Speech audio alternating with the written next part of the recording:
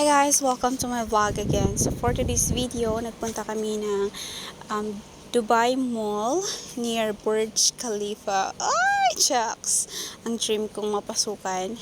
And it was one of the famous tallest building on the whole world. Shucks! Diba, bongga? And for today's video, pumunta kami ng Dubai Mall. So since may mga kids, so we did go to sa Kidzania. Kidzania, if I'm not wrong, ang entrance fee po dito per head is nasa around 200 dirham. Ang 200 dirham po ay nasa around 3,000 mahigit sa pera ng Pinas. So, imaginein mo, so ilan ang kids? Kasama na ako, syempre kids ako. Ay, Gisera. So, yun nga. So, syempre, umabot siya ng mga 800 din. So, ganun. Wow! And of course, dito makikita yung mga profession.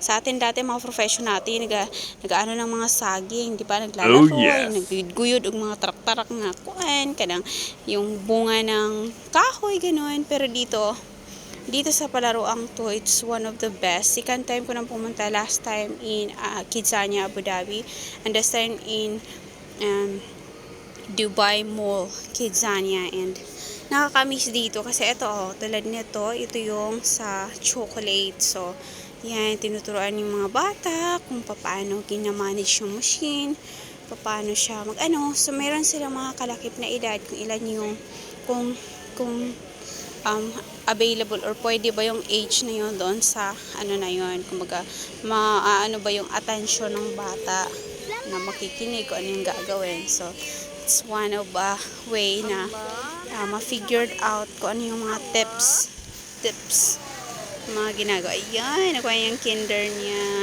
si Pogi. And next tayo, ayan, dito naman is a bank. Ayan, so itong yung bank na to, na nagtatrabaho, nag-aano ng mga pera, nag-uud. Ayan, dito po yan siya. Diba, ang cute. Imaginein mo, while they were still young, they already figured out kung ano yung mga possible na gagawin once they grow up, once they choose the professional na pag-aaralan nila in the future. And ayan, sa emergency room naman, ito yung mga yun, ambulansya, ganun. So dito pa lang talagang maano na sila kung ano yung mga ginagawa, paglilinis, ganun, and so on.